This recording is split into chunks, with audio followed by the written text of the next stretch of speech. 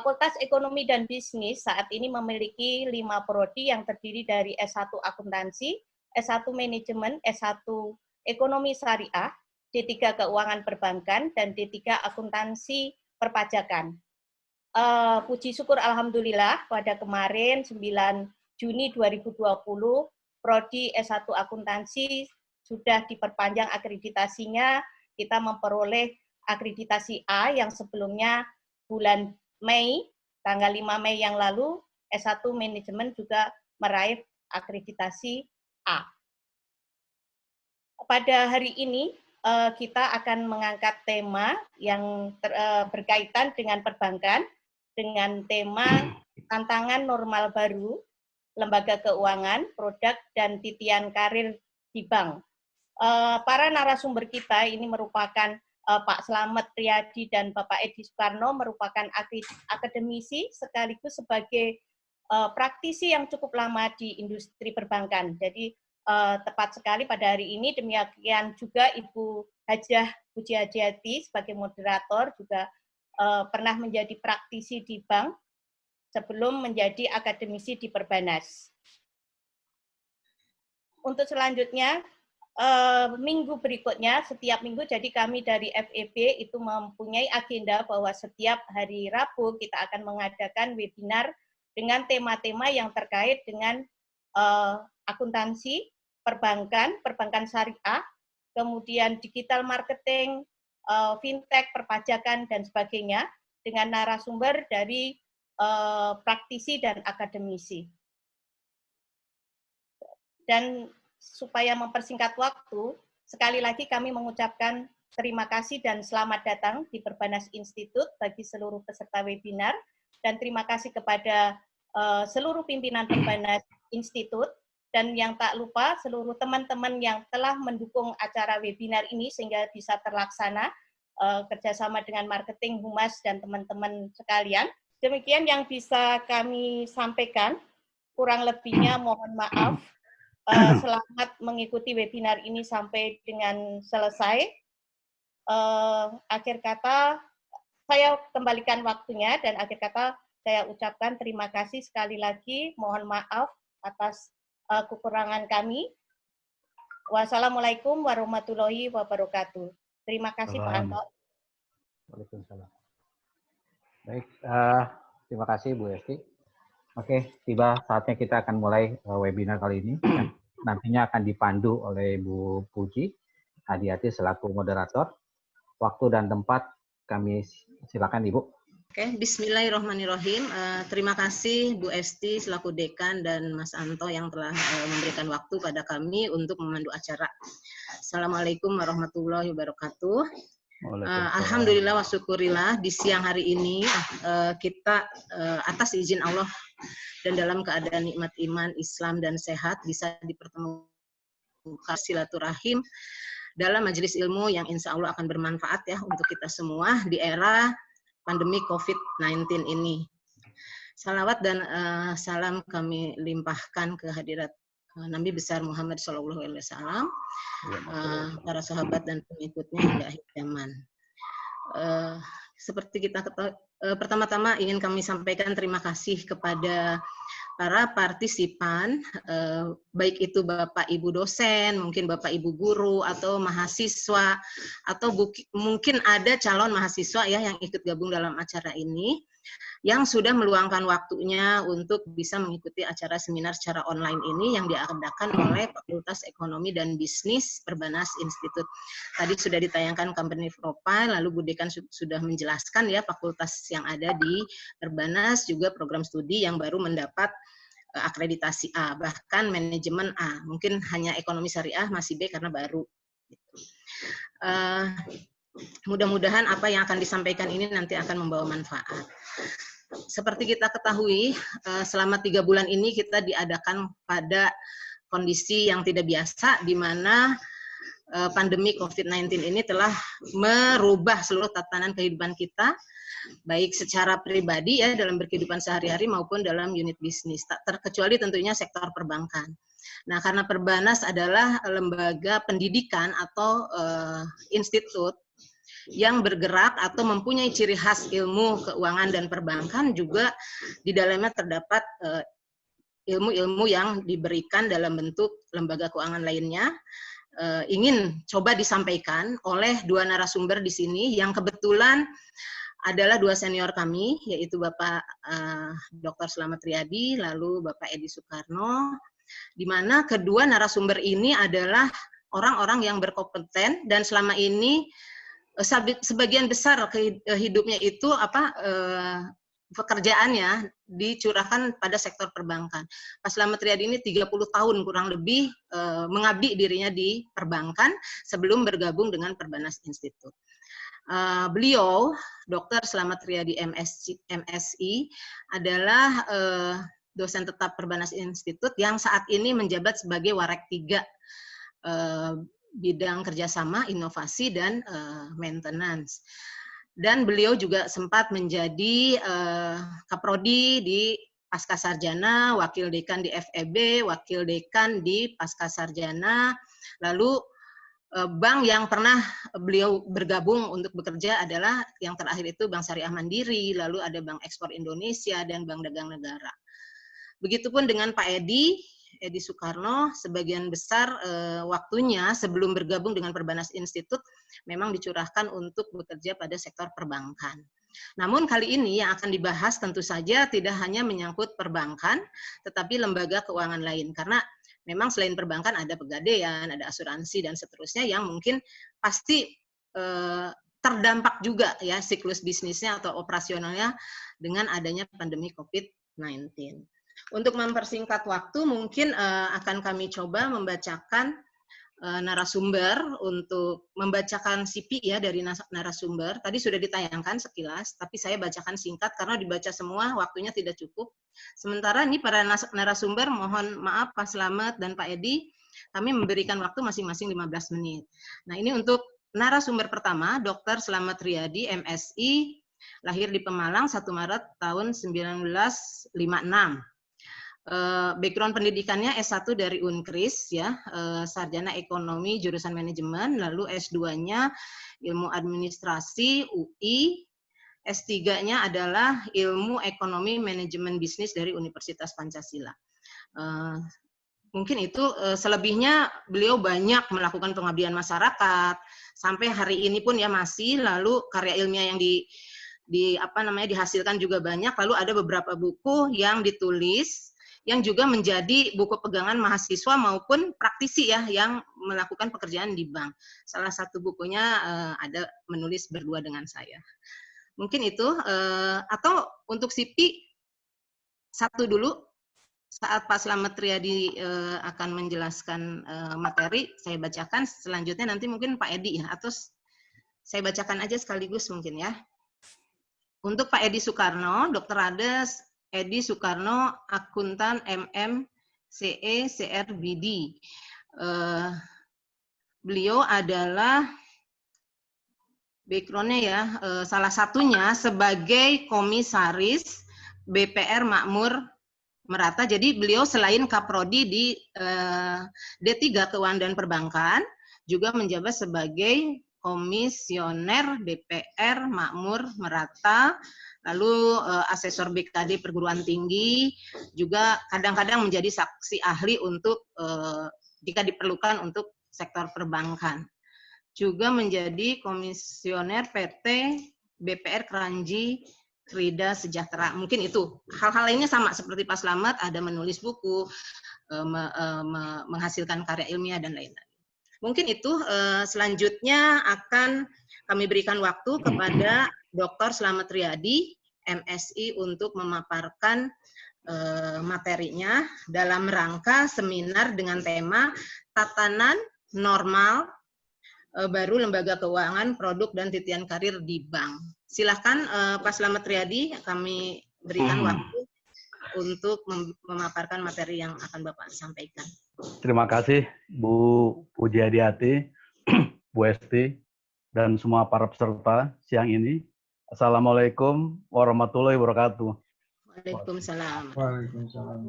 Semoga sehat semua, dalam keadaan berkah semua.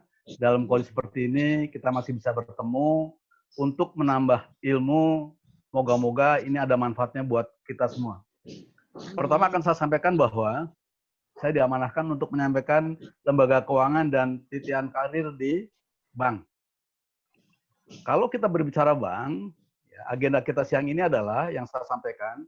Pertama mengenai lembaga keuangan itu sendiri, yang di dalamnya nanti ada bank dan ada non-bank.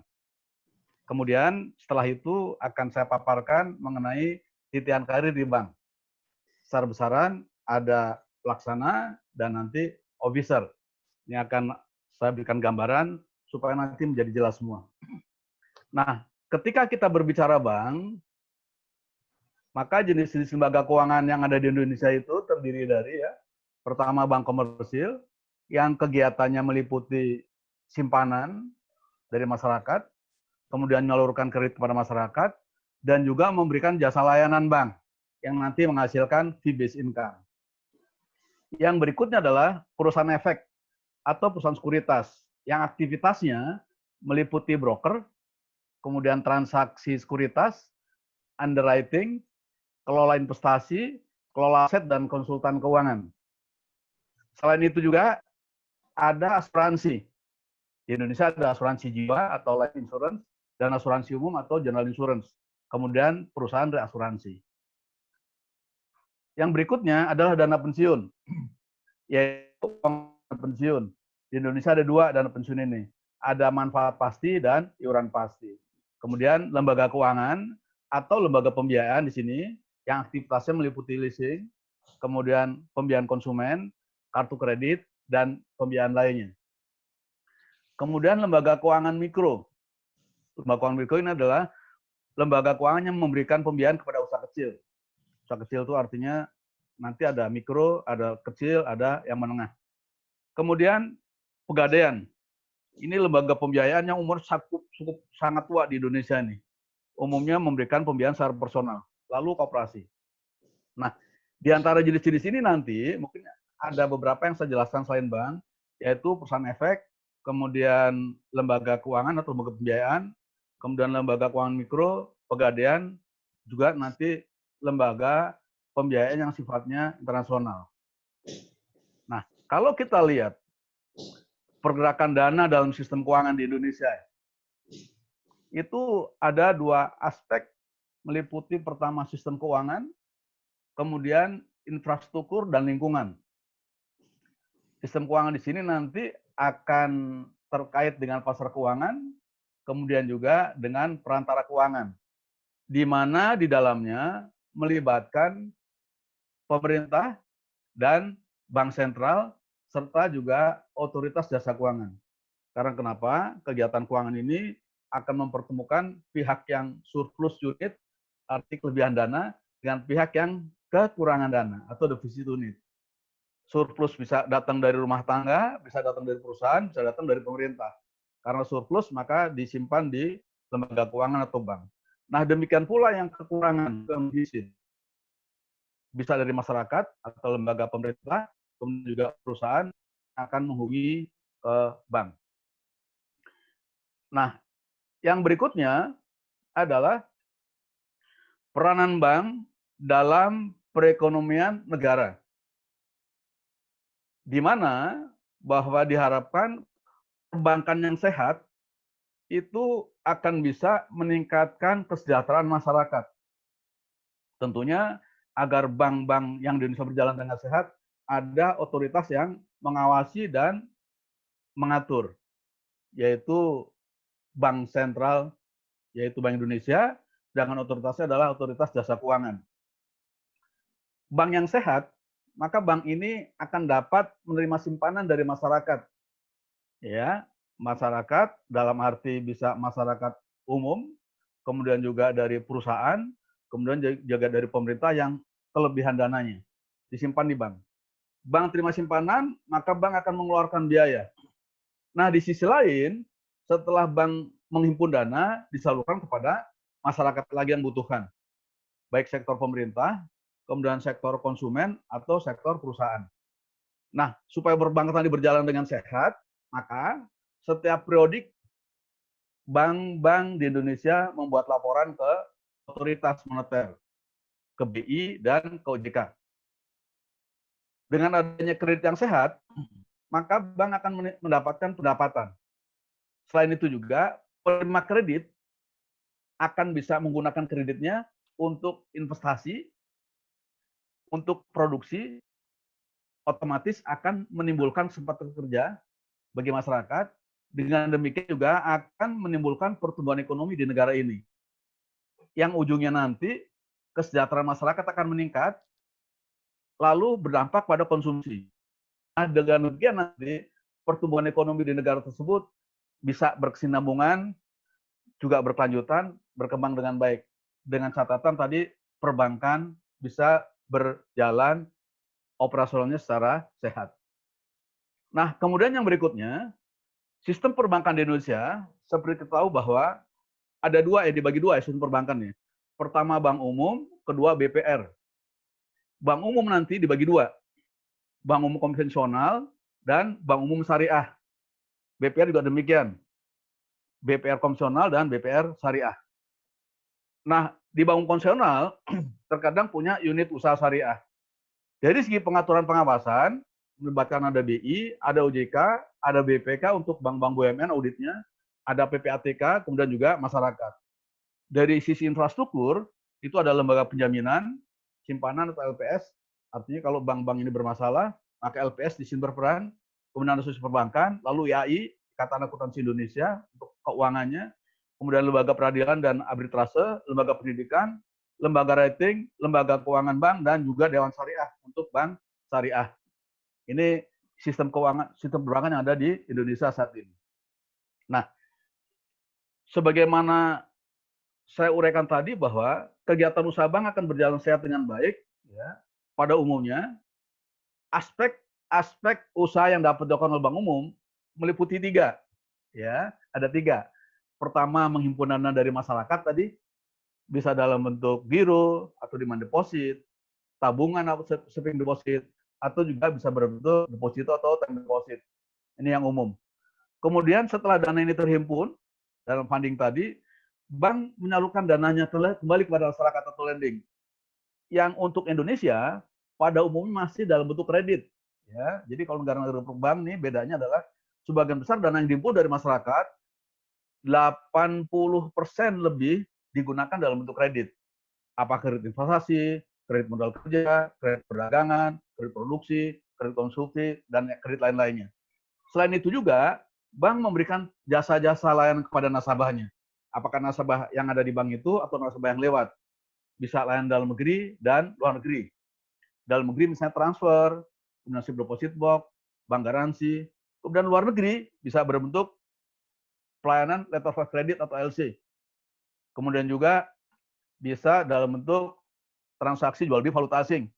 Lalu juga transfer ke negara-negara lain, baik masuk maupun keluar.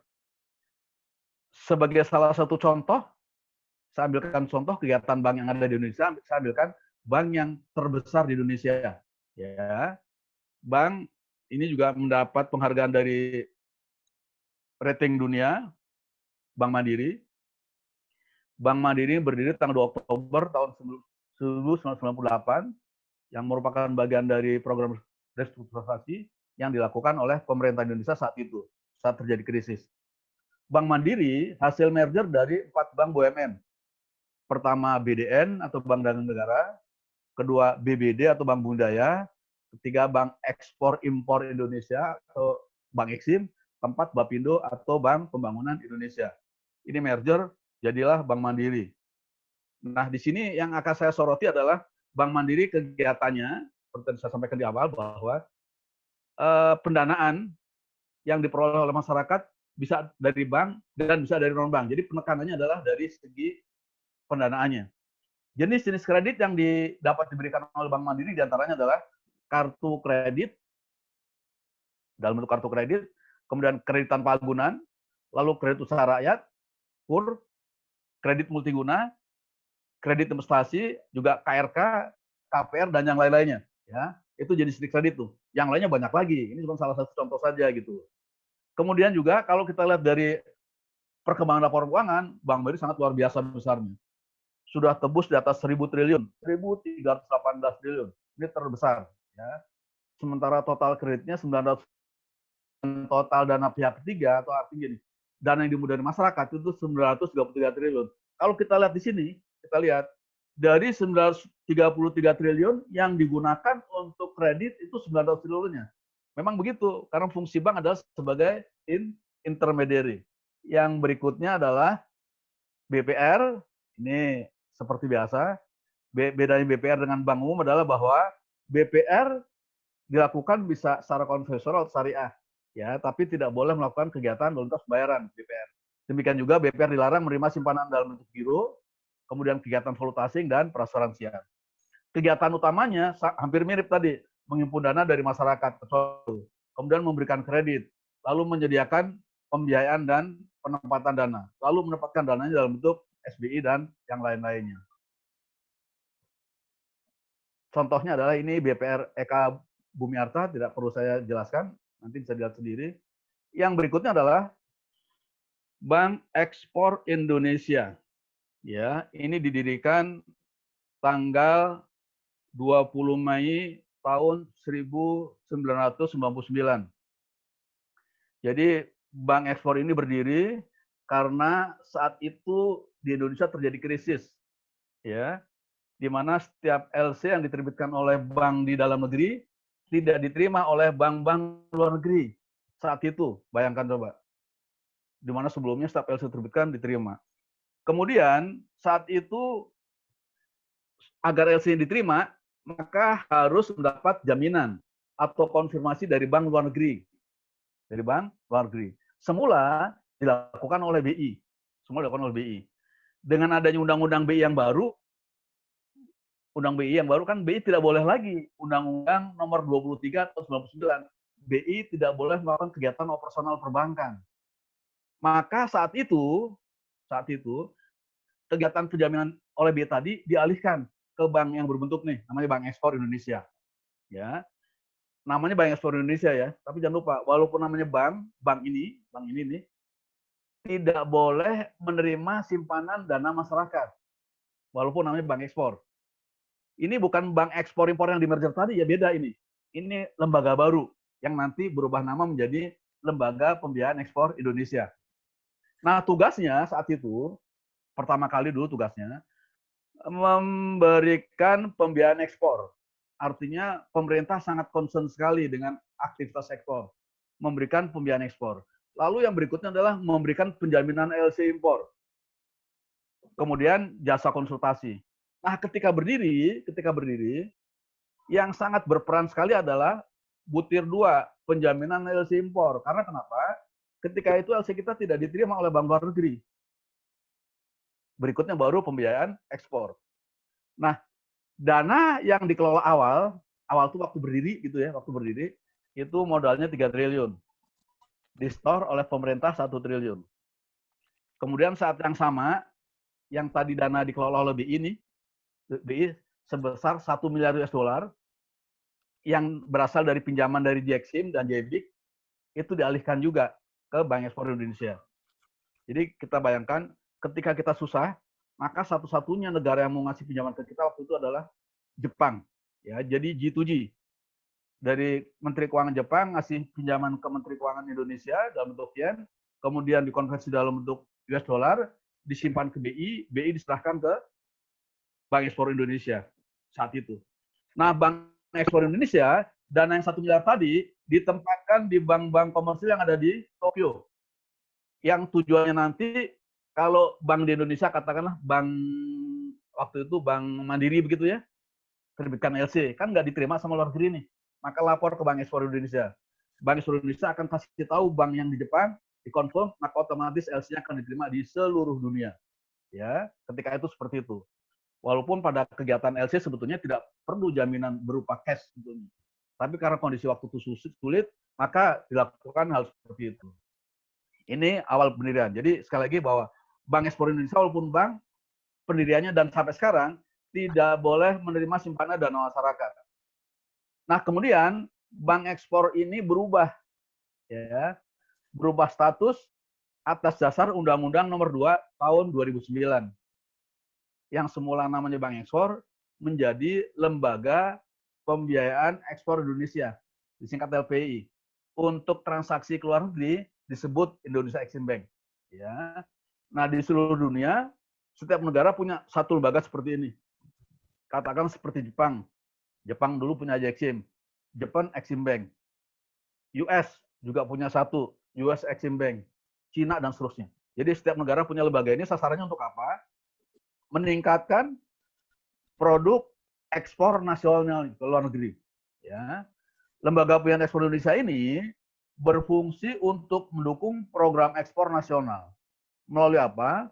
Melalui pembiayaan ekspor nasional yang diberikan bisa dalam bentuk pertama pembiayaan, kedua penjaminan, lalu asuransi, advisory services, serta mengisi kesenjangan yang terjadi dalam pembiayaan ekspor.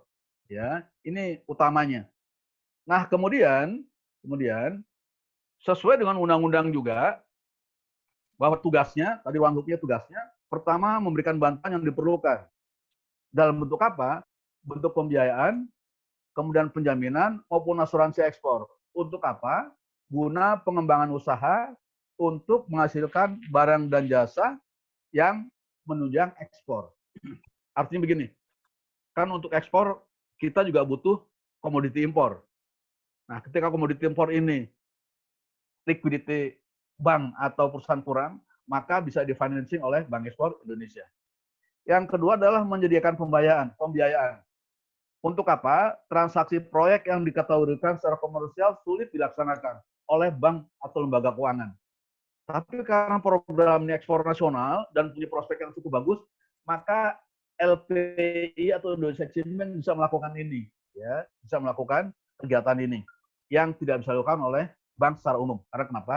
Karena tidak bankable dianggapnya. Kemudian risikonya tinggi. Tapi bank ekspor walaupun risiko tinggi, kalau memang dia mendukung peningkatan ekspor nasional, akan juga bisa difasilitasi. Yang berikutnya adalah membantu mengatasi hambatan. Hambatan apa?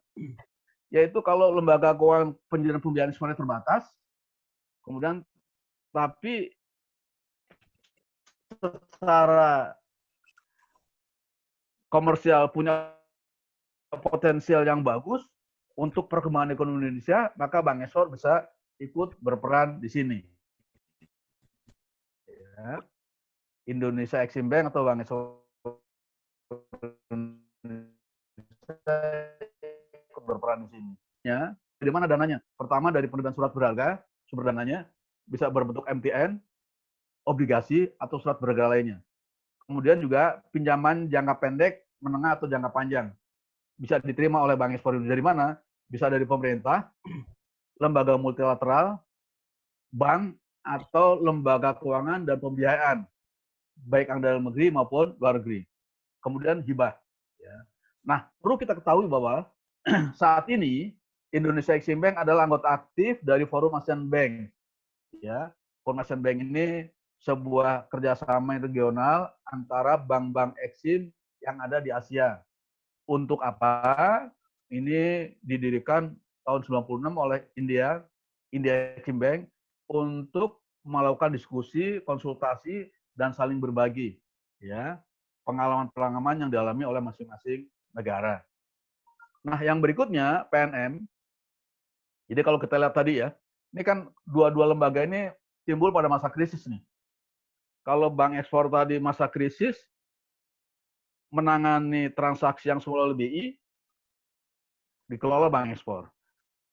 Dari sisi korporasi, artinya gini, pembiayaan secara besar, orientasi ekspor. Tapi jangan lupa juga bahwa sebagian besar masyarakat kita kan juga tergantung pada UMKM, ya, mikro kecil. Nah, untuk ini, ketika itu pemerintah mendirikan perusahaan permodalan nasional madani. Yang besar tadi untuk ekspor adalah Bank Ekspor, yang kecil-kecil, yang tidak bankable ditangani oleh PNM ini.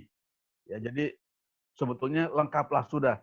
PNM juga bukan bank ya, perusahaan pembiayaan. Tapi membiayai kredit-kredit yang tidak bisa dibiayai oleh bank. Ya, yang tidak bisa ditangani oleh bank.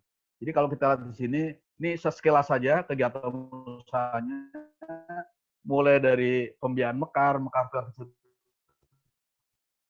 kecil ya, 500 juta sampai 1 juta, kemudian naik lagi Markar Plus, naik lagi ulam-ulam sudah besar ini, lalu nanti kalau sudah besar lagi bisa bankable, besar lagi bisa masuk ke capital market. Ini sangat luar biasa programnya. Nah, kalau kita lihat sekilas PMI juga begini, nasabahnya banyak. Kalau ulam cuma 73.000, kalau yang kecil mikro-mikro tadi itu mencapai 6 juta. Sedangkan jumlah karyawannya 40.000 lebih. Sebagian besar adalah lulusan SMK atau SMA. Ini sekilas saja, ini juga model bisnisnya PNM. Kita lihat sangat luar biasa. Jadi PNM ini tidak hanya memberikan kredit, tapi juga mendidik masyarakat yang tidak berkemampuan secara berkelompok, terutama ibu-ibu yang prasejahtera, dididik sedemikian rupa, diajarkan bagaimana bisa berusaha dan seterusnya, sehingga nanti ujung-ujungnya bisa melakukan kegiatan mandiri. Kalau kita lihat proses pembiayaan juga, pertama sosialisasi, kemudian diadakan pelatihan, uji kelayakan, pencairan, kemudian juga pertemuan kelompok secara mingguan.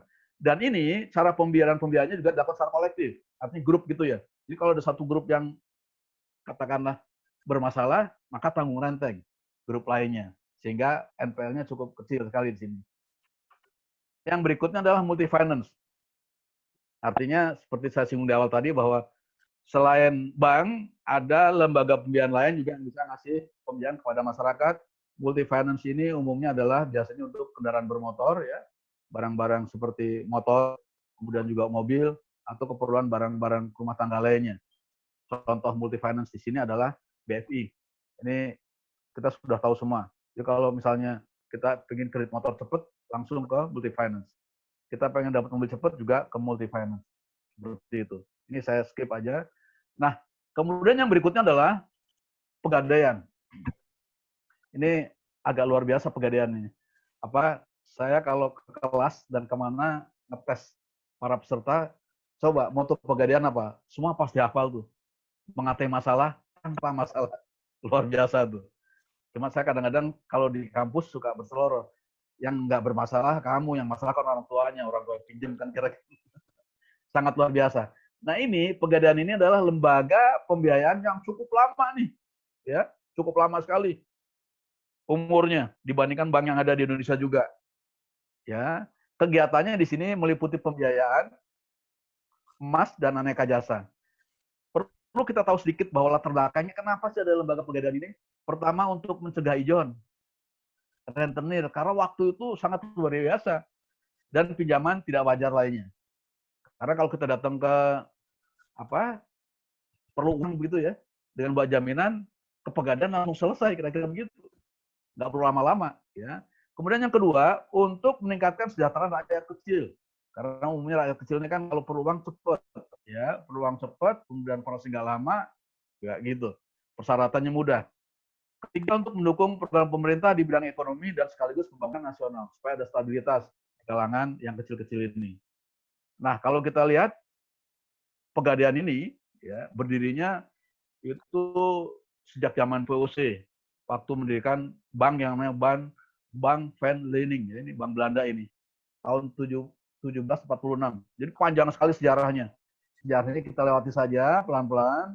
Kemudian tahun 1811, 1901 udah mulai itu nanti di situ di Sukabumi ya ada Pegadaian Negara pertama yang berdiri. Dan tahun 1905 Pegadaian menjadi resmi perusahaan jawatan, disingkat Perjan ya, perusahaan jawatan. Tahun 61 dari jawatan menjadi PN, perusahaan negara. Lalu tahun 69 dari perusahaan negara menjadi Perjan, perusahaan jawatan, dan akhirnya tahun 2012 ya, tahun 2012 sampai hari ini berubah nama menjadi PT Pegadaian Persero yang seluruh modalnya dimiliki oleh pemerintah Republik Indonesia. Ya, PT Pegadaian Persero. Kegiatannya banyak sekali nih, produknya banyak sekali. Produk utama ada KCA, Krasida, Kreasi, Gadai, Efek. Produk syariahnya juga ada, produk lainnya ada, kemudian investasi juga ada. Nanti bisa kita baca yang ini. Ya, yang penting bahwa kita tahu ya ada lembaga yang bisa memberikan pembiayaan dalam waktu singkat, cepat, murah, dan aman. Kira-kira seperti itu. Saya ambilkan contoh satu deh. Contoh satu. Misalnya KCA, kredit cepat aman. ini kredit sistem gadai ya untuk semua golongan, baik digunakan untuk kebutuhan konsumtif maupun produktif, boleh tuh. Karena kenapa? KCA menjadi solusi terpercaya untuk mendapatkan pinjaman secara pertama cepat ya, Mohon kedua maaf, mudah Pak ya. Dokter, waktu 5 menit Ya. lagi. Oh iya ya. Ya, ya. Terima kasih, terima kasih. Ya, terima kasih Bu Moderator. Ini saya lewat langsung, kemudian Pegadaian saya ya, sekilas. Perusahaan efek atau securities company ini bisa menjadi perantara. Jadi nanti kalau Mbak, Mas atau adik-adik semua pengen bertransaksi efek, bisa melalui perusahaan efek di sini. Salah satu contohnya adalah Trimega Securities. Bisa di pasar perdana, pasar sekunder, ya. Pasar perdana itu ketika listing, kita daftar, ngisi formulir. Pasar sekunder itu melalui Bursa Efek Indonesia. Nah, yang ketiga, yang terakhir ini koperasi. Ya, koperasi ini seperti kita tahu lah, koperasi simpan pinjam di sini sebagai penggerak ekonomi kerakyatan. Ya, di Indonesia ada 4, dikelompokkan menjadi 4 kelompok. Nah, kemudian yang berikutnya, saya ambilkan contoh koperasi. Nah, ini karena tadi udah diingetin, saya terima kasih sekali Bu Moderator ya. Titian karir di bank. Ini nanti juga bisa menjadi prototipe nih. Mungkin Bapak Ibu ada dosen di sini, kemudian ada pejabat di sini. Ini bisa dijadikan salah satu acuan lah kira-kira gitu ya. Pertama, kalau kita lihat definisi singkatnya kan karir itu adalah perkembangan dan kemajuan dalam kehidupan, pekerjaan, jabatan dan sebagainya bagi seseorang. Ya, artinya berkembang kira-kira gitu. Atau juga bisa dikatakan secara singkat pekerjaan yang memberikan harapan untuk maju. Berkarir artinya bekerja untuk pengembangan karir.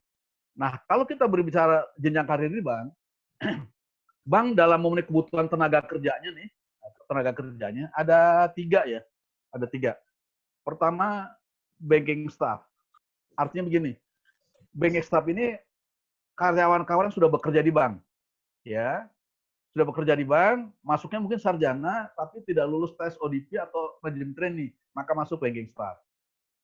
Atau istilahnya non-officer atau pelaksana. Yang kedua adalah Officer Development Program atau MT. Yang nomor 2 ini biasanya didapat dari fresh graduate, S1, S2 yang lulus seleksi ya. Setelah itu nanti di training, ikut MVP, nanti begitu masuk, training dan seterusnya langsung masuk ke kantor sudah pakai dasi keren lah kira-kira gitu. Ya. Kemudian yang berikutnya, ada kalanya bahwa bank juga butuh tenaga ahli yang levelnya sudah lebih tinggi. Apakah selevel kepala seksi, group head, atau ahli tertentu, katakan ahli IT. Maka ini, bank ini akan meng-hire tenaga ahli tersebut dari luar. Yang nomor 3 ini tidak tergantung pada peraturan bank. Katakan gini, peraturan bank syarat menerima karyawan maksimal umur 35 atau 40. Yang nomor 3 ini tidak tergantung umur. Walaupun umurnya sudah lebih dari itu karena keahliannya, maka bank akan menerima, bahkan merekrut. Biasanya melalui headhunter dan sejenisnya. Nah, yang berikutnya adalah syarat naik jenjang karir.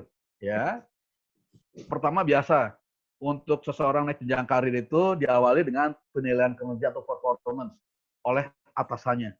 Ya, pertama penilaian baik, ini layak untuk naik. Setelah dia layak untuk naik, masalahnya pun adalah dilihat lagi training soft skill-nya sudah punya atau belum sesuai kebutuhan.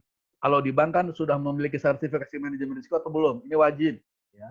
Ketiga, sertifikasi keahlian sesuai nanti dengan penempatannya. Katakan seseorang akan ditempatkan sebagai penanganan wealth management buat nasabah, maka dia punya sertifikat itu. Untuk menangani ekspor impor dia mesti punya sertifikat trade finance. Untuk menangani treasury dia mesti punya sertifikat treasury. Kemudian juga yang nggak kalah penting adalah leadership training, mulai basic, middle sampai dengan advance. Nah, titian karir di bank secara garis besar ya. Pertama dari pelaksana. Ya, pelaksana. Kalau kita lihat gambarnya ada gambar 2 orang, yang satu masih muda, ceria, belum berdasi, yang satu sudah pakai jas. Ya, yang pakai jas tuh yang paling tinggi lah, senior executive vice president. Pelaksana, kemudian officer, senior officer, manager, senior manager, vice president, senior vice president, dan terakhir adalah senior executive vice president. Pelaksana juga nanti terkelompok lagi tuh, ya. Ada PS123 misalnya. Ada PM123. Artinya tidak hanya satu ya, ada beberapa layer nanti di situ. officer. Ini hanya istilah standar saja yang secara general atau generik yang dibuat oleh bank besar kira-kira seperti ini. Yang berikutnya adalah kalau tadi dilihat dari sisi orangnya ya, sekarang dilihat dari segi strukturnya, struktur organisasi. Struktur organisasi bank itu ada di kantor pusat, ada di kantor cabang. Malah ada satu lagi di kantor wilayah. Yang saya ambilkan hanya 2 nih, kantor pusat dan kantor cabang saja. Jabatan di kantor pusat biasanya dimulai dari kepala seksi atau section head ya. Kemudian naik department head, lalu deputy group head, ini tergantung nomor 3, ada yang deputy, ada yang langsung ke group head. Ya, ini jadi struktur organisasi. Lalu di sisi cabang, ya cabang bisa ada kepala seksi, section head, lalu kepala bagian, department head, nanti bisa dibagi misalnya apakah marketing atau operasional, atau marketing atau back office tergantung masing-masing banknya. Lalu juga mungkin nanti ada wakil kepala cabang. Bisa jadi wakil kepala cabangnya 2, ada kepala operasional dan marketing, atau mungkin juga tanpa wakil tergantung. Ya, tergantung besar kecilnya cabang bank tersebut. Kemudian yang berikutnya adalah kepala cabang atau branch manager. Nah, sekarang kita lihat. Ya, kita lihat syaratan jenjang karir masing-masing posisi. Masing-masing posisi. Contohnya pertama kepala seksi, ya. Tentunya tadi diawali di depan kan, performanya bagus dan seterusnya. Seseorang bisa jadi kepala seksi kalau pertama syaratnya adalah sudah senior officer atau manager gitu. Minimal senior officer atau manager. Yang kedua, misalnya memiliki sertifikasi manajemen risiko level 1. Ini tergantung banknya ya. 1 atau 2 atau mungkin belum punya pun boleh, tergantung juga seksi apa gitu. Tapi seksi yang terkait dengan risiko pasti disyaratkan mempunyai sertifikasi manajemen risiko. Lalu juga yang berikutnya basic leadership training. Pak, ya. Boleh dipercepat? Yap. Ya, saya percepat, Bu, sebentar lagi. Mohon maaf. Basic leadership training, ya. Lalu soft skill training. Ya, terima kasih, soft skill training. Soft skill sesuai bidangnya seperti saya singgung di awal tadi. Misalnya tadi contohnya Ibu moderator akan jadi kepala seksi treasury, maka mesti punya sertifikasi treasury di samping manajemen risiko. Yang berikutnya adalah kepala bagian, ya kepala bagian atau department head. Itu mirip dengan tadi juga. Syarat minimal apa yang bersangkutan katakanlah pertama manajer atau senior manager minimal. Yang kedua adalah memiliki sertifikasi manajemen risiko level 2. Yang ketiga sudah mengikuti middle leadership training. Yang keempat sama dengan yang tadi, soft skill sesuai dengan kebutuhannya. Nah, kemudian yang berikutnya adalah ini, jenjang karir yang ada di kantor pusat. Ya. Pertama, deputy group head atau wakil, itu kurang ya, belakang itu harusnya wakil kepala divisi itu. Deputy group head, garis miring, wakil kepala divisi nanti ditambah. Pertama syaratnya adalah syarat grade yang bersangkutan, vice president atau senior vice president. Kemudian sudah punya sertifikasi manajemen risiko level 3 misalnya. Lalu advanced leadership training, kemudian soft skill kembali sesuai dengan bidangnya. Yang terakhir adalah group head atau kepala divisi. Ini jenjang yang tertinggi nih di satu bank. Malah dapat dikatakan bisa seperti level direktur lah kira-kira gitu. Hanya saja kalau direktur diangkat dalam RUPS, kalau ini diangkat oleh BOD atas persetujuan BOC, kira-kira begitu. Senior vice president ini untuk jabatan group head ini juga namanya tergantung ya, tergantung masing-masing bank. Group head atau kepala divisi tergantung masing-masing bank. Yang saya sampaikan ini secara generik, ya secara generik. Senior vice president atau SVP, misalnya sertifikasi level 4, kemudian juga pernah advanced training, lalu juga soft skill training sesuai bidangnya. Katakanlah kalau yang bersangkutan akan ditaruh di divisi treasury, maka pernah ikuti training treasury yang ada di Singapura misalnya, atau ditempatkan di ekspor-impor, pernah ikuti trade finance misalnya, atau punya sertifikasi DCF, dan seterusnya. Jadi itu yang saya sampaikan. Terima kasih Bung Darto sudah mengingatkan. Moga-moga Bapak Ibu semua akan dapat manfaat dari ini. Nanti bisa kita diskusikan lebih lanjut. Artinya mana tahu ada yang sedang berpikir, wah bagaimana organisasi tempat saya dikembangkan. Ini tadi tergantung besar kecilnya bank ya. Dan bahkan tidak bank saja ini. Bisa diterapkan di seluruh perusahaan lah kira-kira seperti itu. Hanya dengan modifikasi tertentu. Nah, di depan tadi terkait dengan bank dan lembaga keuangan, itu saya titik beratkan sengaja hanya yang terkait dengan pemberian kredit sebetulnya. Itu saja, ya, tidak yang lain-lainnya. Terima kasih. Saya kembalikan kepada Ibu Moderator. Semoga semua yang hadir ini sehat semua dan senantiasa Allah berikan berkahnya. Assalamualaikum warahmatullahi wabarakatuh. Waalaikumsalam warahmatullahi wabarakatuh. Terima kasih Pak Dr. Slamet Riyadi atas pemaparannya yang sangat lengkap dan detail. Menarik, mungkin nanti disimpulkan di akhir acara. Kami persilahkan kepada narasumber kedua, Bapak Dr. Andes Edi Soekarno, selaku Kaprodi D3 Keuangan dan Perbankan, Perbanas Institut, yang akan memaparkan materinya. Ini menarik ya, tidak banyak handout-nya, tetapi mungkin nanti yang disampaikan cukup banyak. Silahkan Pak Edi. Terima kasih Bu Puji. Ya. Assalamualaikum warahmatullahi wabarakatuh. Salam sejahtera untuk semua. Salam sehat dan semangat untuk kita semua. Terlebih dahulu sebelum saya memaparkan materi produk bank, saya mengetengahkan di harian Kompas 3 Juni yang lalu, sebuah tulisan yang hemat saya cukup inspiratif. Judulnya Oksimoron Normal Baru oleh Saudara Ahmad Arif. Disebutkan, Indonesia paling getol menyuarakan istilah normal baru di jagat Twitter. Dalam kurun waktu 11 hari, dari 16 Mei sampai 27 Mei, Indonesia menyebutkan 86.569 kali. Amerika Serikat menyebutkan 11.073 kali. Inggris menyebutkan 8.039 kali. India menyebutkan 3.836 kali. Indonesia juara mempropagandakan istilah normal baru. Tapi judul webinar ini tatanan normal baru. Kalau tatanan dimaknai sebagai sistem, ini ada relevansinya dengan oksimoron. Apa itu? Kalau stimulus kita tahu sesuatu yang memicu, yang bisa merangsang kita untuk maju. Oksimoron saatnya memasuki dunia baru atau kembali ke situasi lama. Di tatanan normal baru, apakah PSBB menjadi baru? PSBB di sini bukan saya artikan pembatasan sosial berskala besar, tapi produk seluruh bank-bank. Jawabannya, tidak ada perubahan signifikan. Lantas apa yang mau saya bahas siang ini?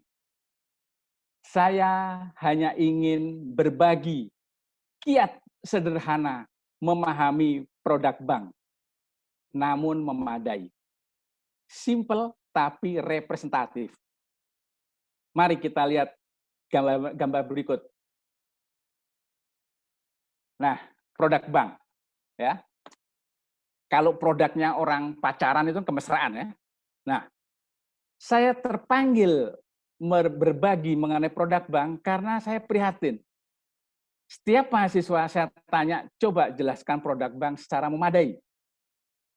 Mereka nyebutnya contoh, hanya deposito, giro, tabungan, gitu. Padahal yang saya maksud bukan begitu.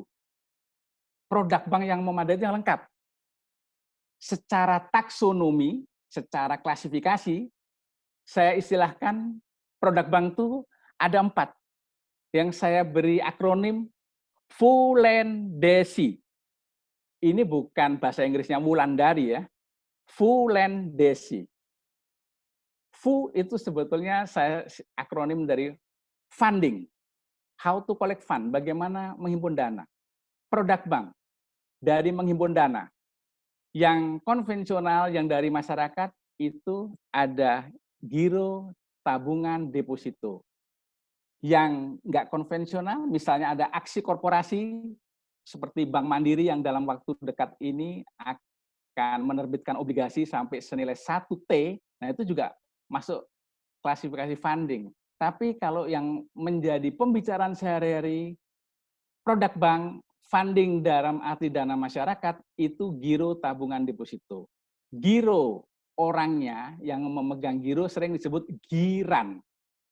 Deposito disebut deposan. Tabungan, apakah tabanan? Tentu bukan.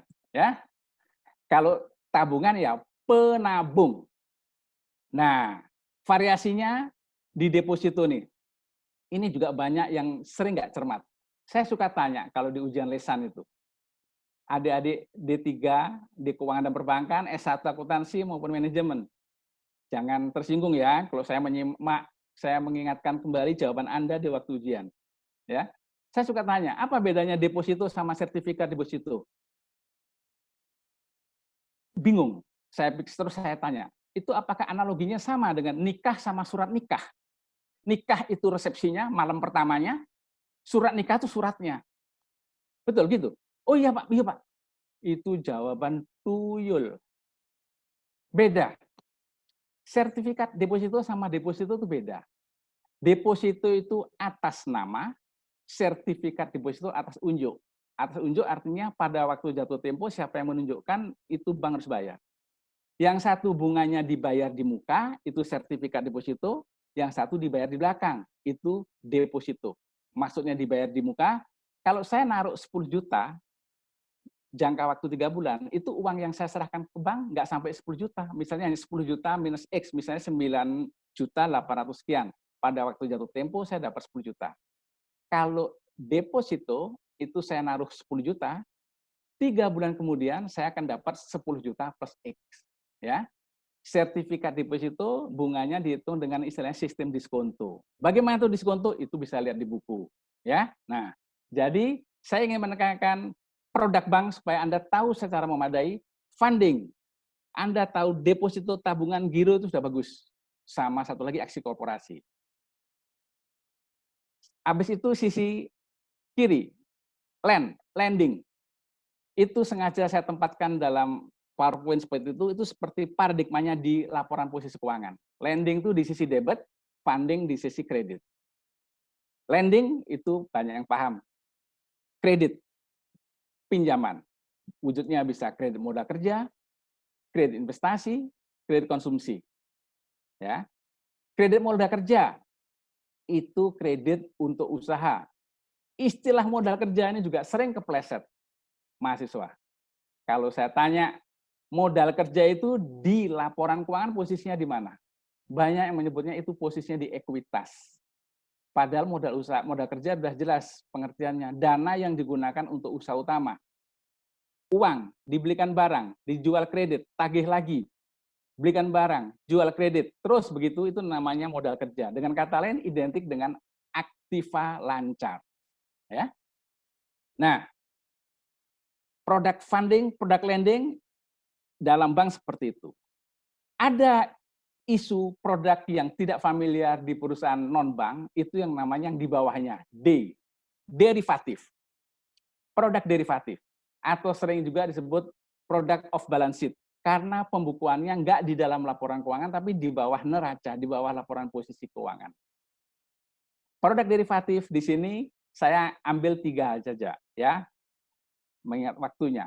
Spot, forward, sama swap. Ini prinsipnya kalau di bank itu untuk perdagangan valuta asing. Spot, kontrak membeli sekarang, realisasinya hari ini juga atau besok. Spot. Forward, kontrak sekarang, realisasinya bisa bulan depan, bisa 3 bulan kemudian, atau 6 bulan kemudian. Sedangkan swap, itu menukar. Saya dapat pinjaman dalam valuta asing, saya tukarkan ke bank saya supaya mendapat rupiah. Tentu itu harus bank devisa. Jadi istilah spot, forward, sama swap, itu ketiganya itu adanya di bank devisa. Bank yang sudah mendapatkan izin bertransaksi dalam valuta asing. Ya. Nah, dalam konteks post derivatif ini ada yang lain, misalnya bank garansi, LC, SKBDN, surat kredit berdokumen dalam negeri. Nah, tapi kalau menerangkan ini secara luas, session ini nggak cukup ya. Tapi Anda prinsipnya ngerti apa itu post derivatif. Dan yang terakhir ini C, itu service. Orang sering mengatakan bank itu perusahaan jasa. Tapi ditanya mana yang produk jasanya, nah dia bingung. Sebetulnya bank itu setengah perusahaan dagang, setengah perusahaan jasa. Ya, dagangnya dagang uang, yang funding lending itu dagangnya. Jasanya yang saya tulis di bawah ini, si transfer. Nah, misalnya Bu Esti mau mentransfer ke anaknya yang di Surabaya, jasa transfer. Payment point, kita membayar listrik, membayar air di PLN. Ya, membayar PLN itu di bank, melalui bank. Kita bayar PLN, tapi melalui bank itu payment point. Terus safe deposit box. Misalnya sahabat saya, Natali atau Meli ini lagi banyak punya emas nih. Dia naruh barang berharga karena di rumahnya takut banyak maling, taruh di bank, safe deposit box. Dan yang berikutnya referensi bank. Referensi bank, misalnya Pak Jasman mau keluar negeri butuh referensi bank, dia bisa ke bank. Ya, nah. Jadi, Anda tahu bahwa produk bank, kalau Anda bisa cermati itu, klasifikasinya seperti itu, taksonominya seperti itu. Full lending, funding, lending, derivative service. Kalau Anda bisa menjelaskan itu secara tenang, itu sudah 80% konten produk bank Anda sudah tahu. Jangan hanya kalau produk bank apa? Deposito, hanya itu, giro.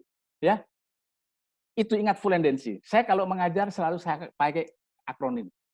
Sedikit menyimpang misalnya. Kalau saya tanya, saya ngajar di MM. Jadi manajer SDM itu apa? Ruang lingkup kerjanya. Pasti jawabnya ngalor gitu kan? Saya bilang, ingat kata HRD. H, hire, merekrut karyawan ya. R, retention, how to maintain karyawan. Gaji, career path. D, development, mengembangkan karyawan dengan training yang berkesinambungan. Itu kan ruang lingkup SDM. Nah, ini sedikit menyimpang ya. Jadi mengenai produk bank itu, ya, berikutnya yang ingin saya sampaikan bahwa saya ingin ada nilai tambah di sini. Saya jadi ingat kemarin ada artikel yang cukup menarik yang ditulis oleh Rektor UI, Profesor Adi Kuntoro. Dia mengutip, ada kutipan cukup menarik, relevan di sini. Ekspektasi masyarakat perlu dibimbing dengan menunjukkan peta jalan yang berisi informasi positif. Nah, dalam konteks ini apa? Saya ingin tanya kepada adik-adik. Adik-adik kan sekarang uangnya masih banyak nih, karena Lebaran belum lama berlalu, belum diapa-apain. Naruh uangnya di mana? Kalau Anda naruhnya dalam arti fungsinya seperti ditaruh di dompet, taruh di ATM, BCA, di BCA mungkin aman, karena ATM-nya banyak. Tapi kalau Anda naruh dalam bentuk deposito untuk jangka panjang, kan kalau naruh uang itu untuk jangka panjang, untuk investasi, taruhlah di BPR. Karena di BPR itu bunganya lebih tinggi dan dijamin oleh LPS. Kan Anda itu kadang-kadang lucu. Males naruh di BPR. BPR banknya di pinggiran. Emangnya kita tinggal di Sudirman, di Tamrin, kita tinggal di pinggiran, saya di Tangsel, tempat jin buang anak. Di Depok, tempat kuntilanak bersekutu. Di Bekasi, juga di pinggiran. Nah, naruh itu di pinggiran tuh di BPR-BPR. Ya, karena bunganya lebih tinggi. Berdasarkan data yang saya lihat, itu bunga di deposito di BPR itu bisa 8%. Padahal di BCA sampai hari kemarin tuh 4,3%. Jauh kan? Nah, jadi Anda jangan alergi dengan BPR. Anda semua, saya bisa duga alergi. Buktinya, coba sebutin aja 3 nama BPR. Pasti susah. Ya kan? Nggak usah malu, saya itu punya ilmu indera keenam ya. Pasti pada bingung, sebutin 3 nama BPR aja. Nah, BPR itu ada yang asetnya gede, sampai 17 triliun di Sumatera. Dia nggak mau naik jadi bank umum karena dia sudah nyaman di BPR itu. Ya, nah jadi Anda mesti tahu, kalau naruh duit sebagai deposito di BPR, tapi kalau pinjam untuk usaha, pinjam di bank umum. Nah, itu pesan moral saya supaya Anda sekarang kembali ke jalan yang benar dalam memanage uang. Jadi kalau naruh di BPR, kalau pinjam di bank umum. Kalau pinjamnya di BPR, mencekik gitu, ya. Terakhir, kita sekarang tahu bahwa keragaman produk bank itu sangat dipengaruhi oleh statusnya, yang tadi Pak Slamet sudah singgung juga, ya. Bank umum, devisa, non-devisa sama BPR. Kalau BPR tidak main giro. Kalau bank umum devisa, dia main valuta asing. Bank umum non-devisa, dia tidak main valuta asing. Tapi bank umum non-devisa bisa bermain valuta asing melalui skenario yang namanya money changer. Ya. Nah, dengan demikian dari apa yang saya uraikan ini, saya harap lebih paham bahwa sekarang nyimpan uang itu tenang karena ada LPS. Dan kita tahu nyimpan yang pas itu di mana, yang pinjam itu yang pas itu di mana. Itu yang bisa saya sampaikan, nanti akan lebih marak dengan diskusi. Semoga apa yang saya sampaikan ini singkat tapi punya manfaat. Wabillahi taufik wal hidayah. Wassalamualaikum warahmatullahi wabarakatuh.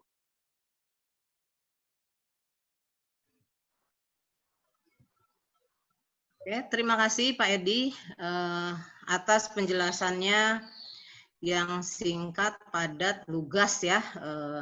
Jadi Pak Edi lebih kepada penekanan produk yang dimiliki oleh sebuah bank.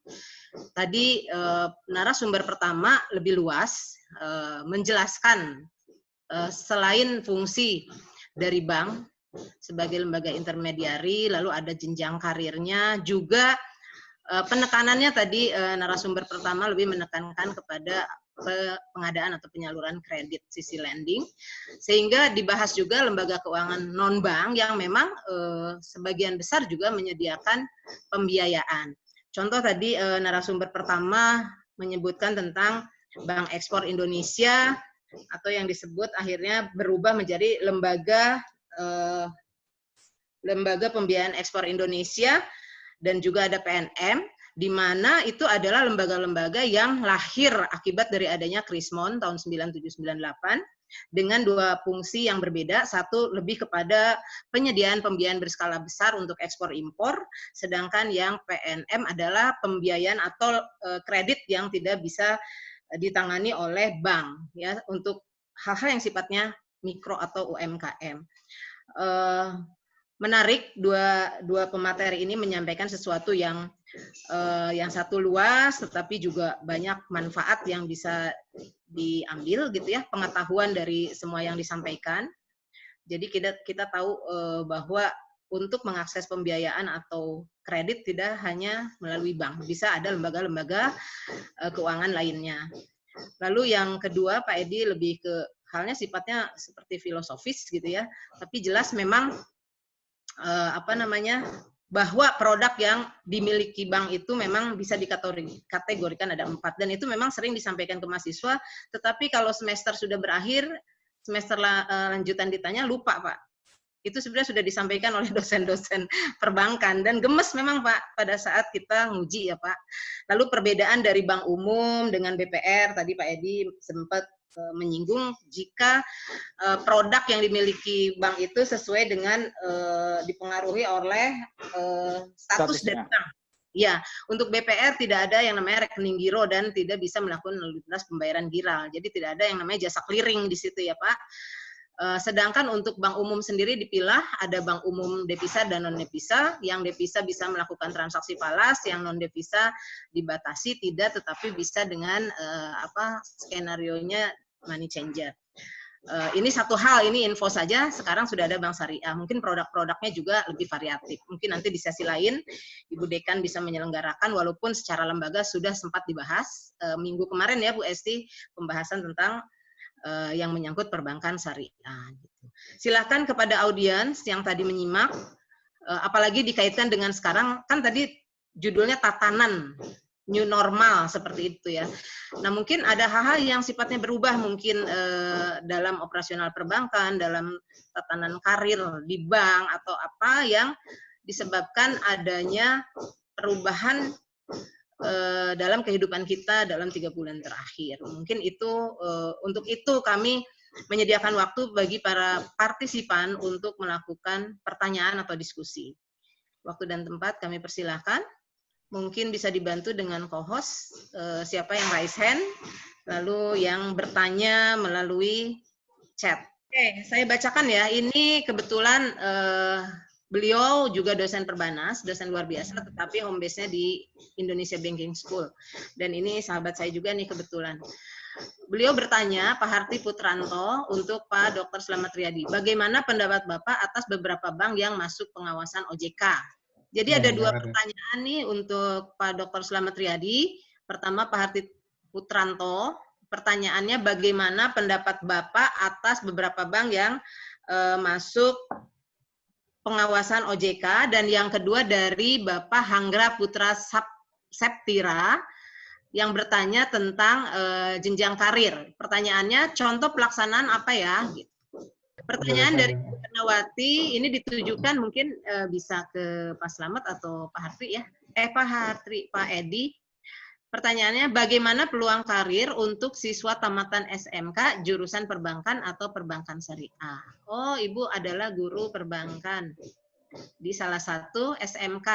Oke, jadi 3 Pak pertanyaannya. Untuk Pak Slamet, silakan Pak Slamet untuk menanggapi dulu. Pertama Pak Hatri ya, nanti mungkin ada yang join saya sama Pak Edi nih. Pak Hatri mengenai pengawasan bank di OJK, ya memang dalam kondisi seperti ini, ya kan pihak OJK dengan ekstra hati-hati memantau semua aktivitas perbankan. Dalam pantauan ini bisa dalam arti tergantung laporan keuangan dari bank yang bersangkutan, kemudian aktivitas dari bank yang bersangkutan. Ada 2 pantauan, ada on, ada off, begitu. Kenapa dipantau? Karena kita tahu juga OJK kan punya nih, bank ini sektornya apa saja nih memberikan kreditnya, ya. Oh, kalau sektornya transportasi, sektornya perhotelan, sektornya pariwisata, sama kita tahu, ya. Aktivitas itu sekarang dalam kondisi sangat tidak down lah, kira-kira seperti itu. Artinya tanpa laporan pun sebetulnya OJK sudah tahu. Nah, kenapa itu dipantau? Dalam rangka kehati-hatian, ya, supaya tidak berkelanjutan. Sehingga nanti kebijakan-kebijakan pemerintah yang dituangkan oleh OJK juga dalam rangka penyelamatan tadi. Ya, misalnya nasabah-nasabah yang bermasalah supaya tidak langsung turun kolektibilitasnya, maka di-restructure kreditnya. Sehingga harusnya sudah call-nya ada di bawahnya, tapi tetap ada di atas karena ada relaksasi restructuring kredit tadi, kira-kira seperti itu. Ya. Jadi dalam rangka prudential banking juga. Kedua tadi Pak Hangga ya yang mengenai jenjang karir ya. Jadi begini, di bank itu besarannya ada 2 tadi, di depan saya sampaikan ada pelaksana, ada officer, ya. Nah, pelaksana itu nanti dikelompokkan juga, ya. Misalnya ada PS pelaksana 1, 2, 3. Ini pelaksana staf. Kemudian nanti naik berikutnya PM. Ini yang sudah lebih tinggi lagi, 1, 2, 3. Nah, saat ini ya, untuk diketahui Bapak Ibu sekalian, untuk bank-bank yang termasuk kategori buku 3-4, buku 4 itu Bank Mandiri, Bank BNI, kemudian Bank BCA, lalu BRI, itu nerima karyawannya umumnya adalah minimal S1. Ya, jadi ada tapi sangat selektif. Itu. Nah, ketika yang diterima ini lulus seleksi, maka dia bisa ikut langsung training yang namanya ODP, Officer Development Program, atau MT Management Training. Ini tergantung banknya. Kalau tidak bagaimana? Kalau tidak, bank juga masih menerima, tapi statusnya sebagai banking staff atau non-officer tadi, ya non-officer.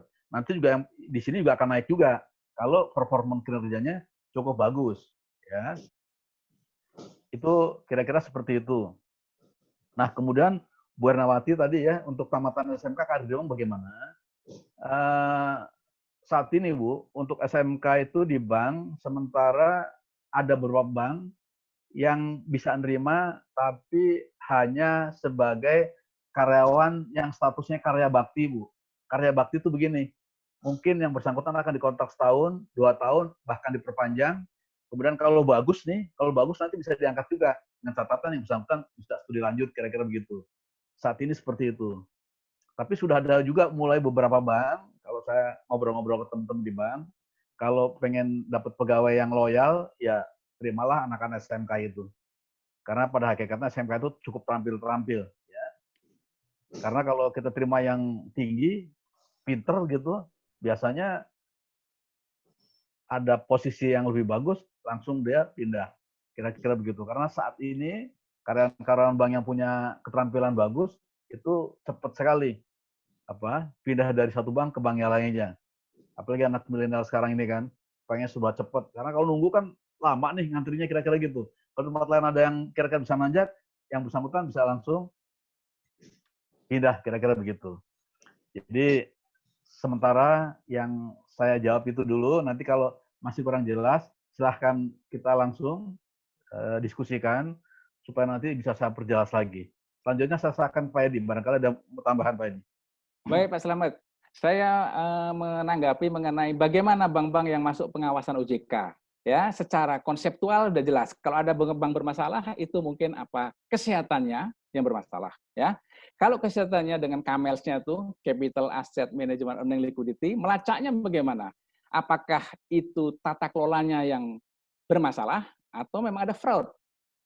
Tata kelola yang paling mudah pelacakannya itu dengan melihat strukturnya. Struktur itu di seputar pengurus, direksi dan komisaris. Maksud saya di dewan direksi sama dewan komisaris. Terus prosesnya populer sekali dengan tarifnya tuh. Transparansi, akuntabilitas, responsibilitas, independen dan fairness. Mana yang masalah dari itu?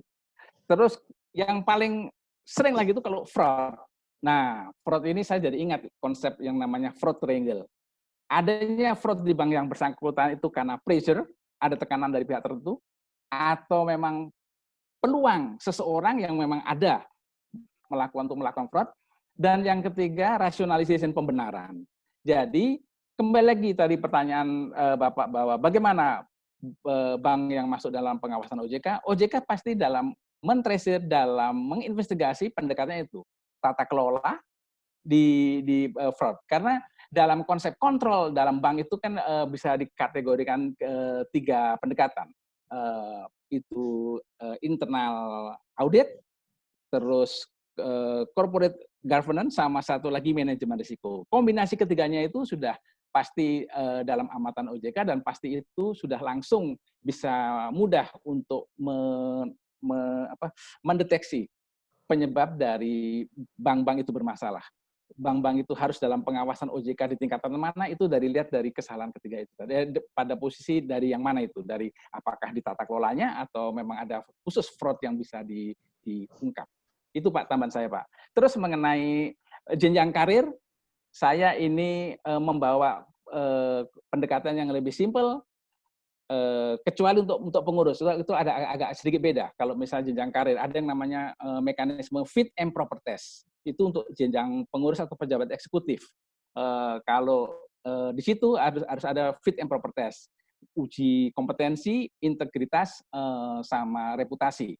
Tapi kalau untuk di bawah itu, tidak lain untuk meniti karir supaya tetap bisa eksis, itu setiap orang pasti harus punya kompetensi. Di sini kompetensi diterjemahkan ke lebih konkret, punya skill, knowledge, dan attitude.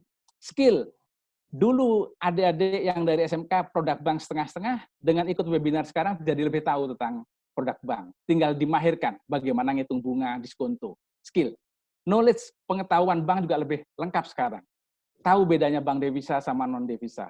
Tahu bedanya bank komersial sama bank sentral. Dan satu lagi tidak bisa dipungkiri, attitude. Sikap. Karena sering orang dalam tes tertulis itu lancar, tapi pada waktu interview dia jatuh. Karena dia mungkin nggak persiapan, atau mungkin memang dia tidak mempunyai passion yang pas. Itu akan diketahui oleh yang wawancarai. Jadi, bagaimanapun juga kalau kita mau memanage diri kita supaya kompetensi kita itu unggul, pendekatan dikti itu cukup relevan sekali. Kita harus introspeksi, skill kita di mana, knowledge kita di mana, attitude kita di mana. Attitude itu jangan diremehkan, itu terkait dengan ethics ya. Itu saja tambahan saya Pak Slamet. Terima kasih. Ya, terima kasih Pak Edi. Silahkan saya kembalikan ke Ibu Moderator. Oke, ini ada beberapa pertanyaan sih sebetulnya yang menarik ya. Boleh nggak disampaikan nih? Dipilih oleh saya, boleh nggak? Boleh, silahkan. Ada yang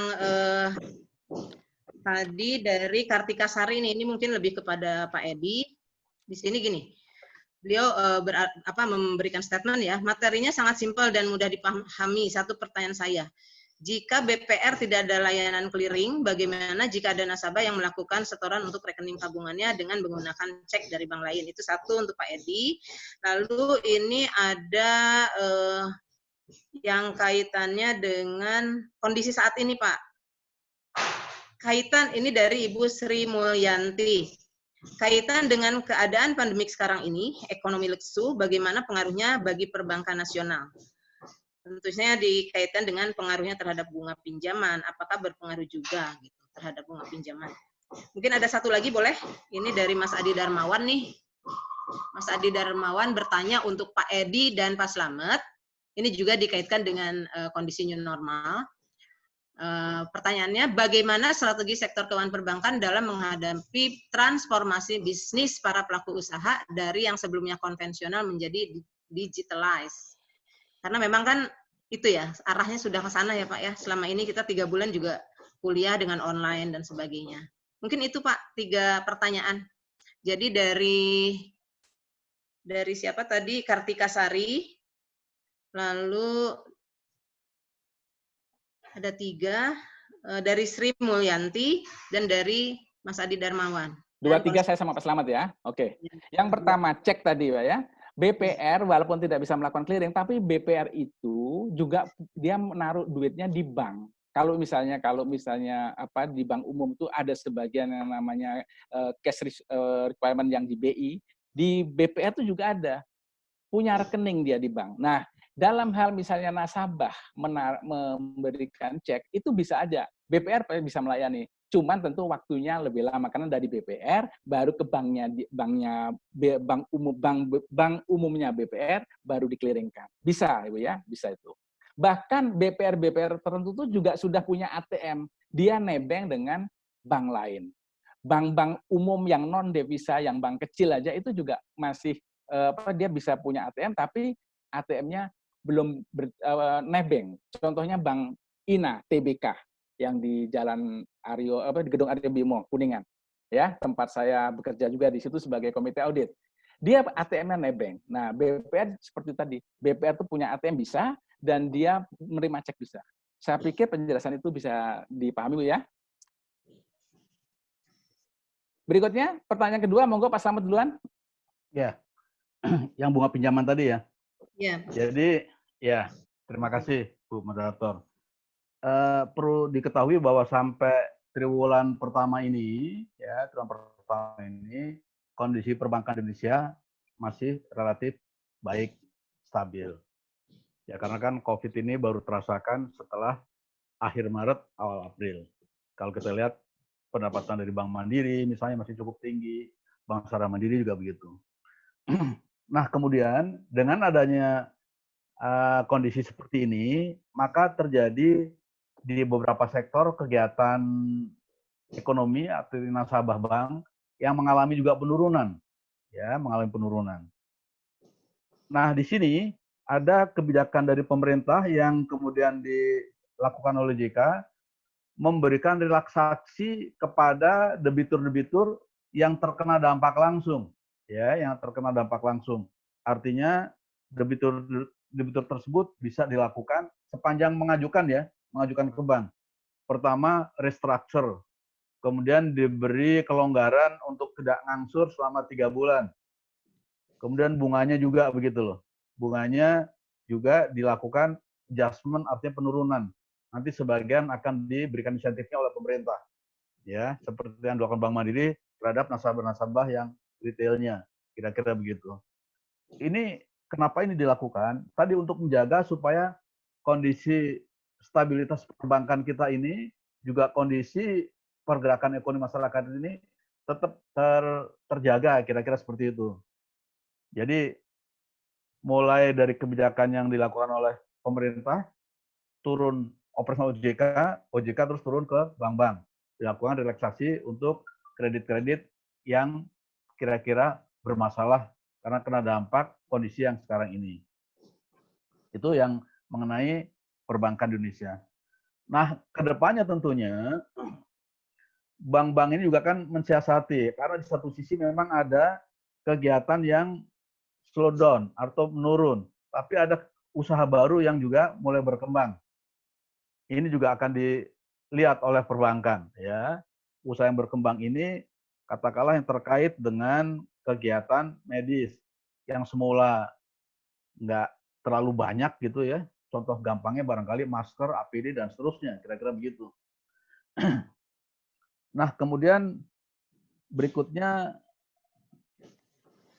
mengenai konven ke digital ya.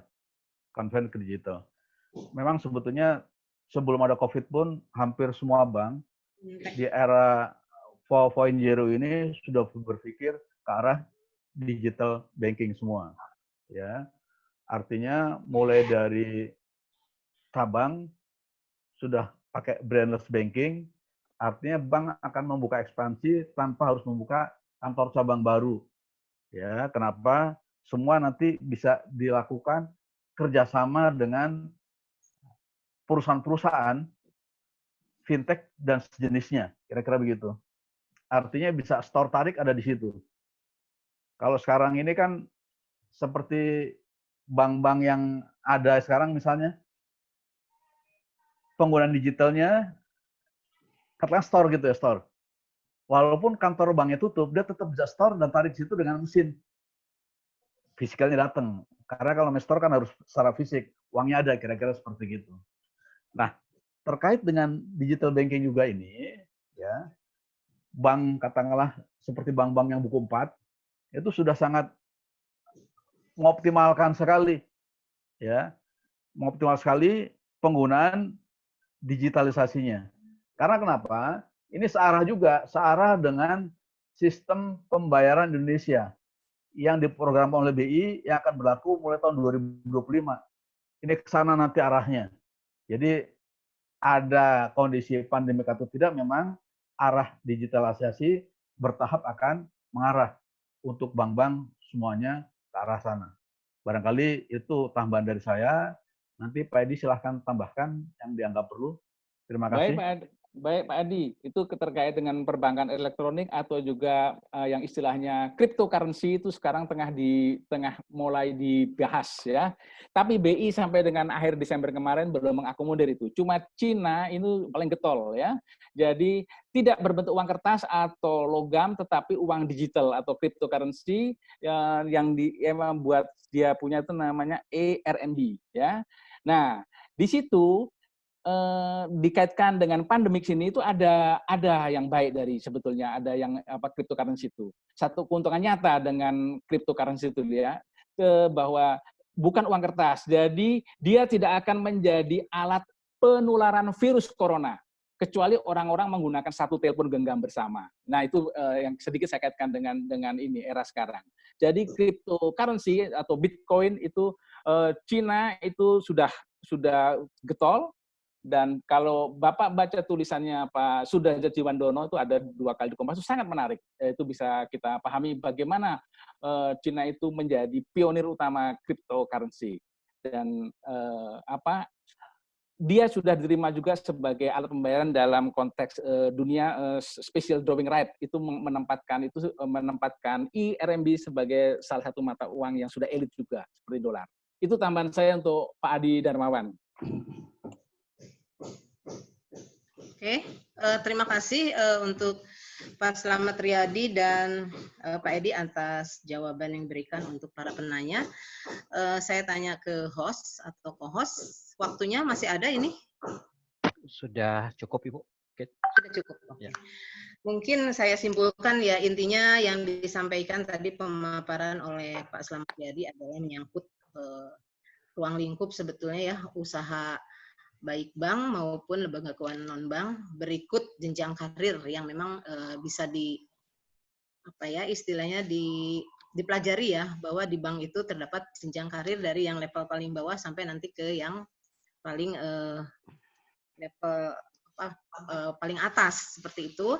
Lalu untuk Pak Edi lebih penekanannya kepada produk, penggolongan produk bank dari funding, lalu ada lending, lalu ada derivatif tadi menyangkut transaksi yang berkaitan dengan forex dan services, memang jasa keuangan. Lalu dikaitkan dengan kondisi pandemik, beberapa pertanyaan yang dilontarkan oleh penanya. Intinya memang sebelum kondisi pandemik ini pun dengan adanya atau semakin digaungkannya fintech, lalu ada industri 4.0, memang setiap bank sudah mulai berpikir ya, bukan hanya bank besar mungkin sudah lebih awal melangkah mendigitalize transaksinya ataupun kegiatannya gitu ya, dengan teknologi, penggunaan teknologi sudah mulai bergerak. Bahkan tadi Pak Edi mencontohkan walaupun di Indonesia konsep branchless bank sudah mulai digaungkan gitu ya, sehingga tidak banyak lagi membuka cabang seperti itu ya, ada kegiatan misalnya di ATM bisa setor dan tarik dan seterusnya. Di negara lain, di Indonesia mungkin belum diakomodir tadi oleh BI, sudah menerapkan Bitcoin atau cryptocurrency, di mana itu ya mata uang yang sifatnya memang bukan dalam bentuk kertas, tetapi ya kaitannya dengan teknologi seperti itu. Arahnya memang sudah ke sana. Mungkin ke depannya akan lebih banyak pendapatan dari bank mungkin dari kegiatan seperti itu yang meningkatkan income yang berbentuk fee ya Pak, atau fee based income, mungkin ke sana. Itu mungkin yang bisa disampaikan para peserta seminar atau partisipan. Mudah-mudahan apa yang disampaikan oleh kedua narasumber dan saya selaku moderator sedikit menyimpulkan bisa menambah wawasan atau manfaat ya untuk kehidupan kita selanjutnya. Mungkin itu. Billahi taufiq wal hidayah. Wassalamualaikum warahmatullahi wabarakatuh. Waalaikumsalam warahmatullahi wabarakatuh.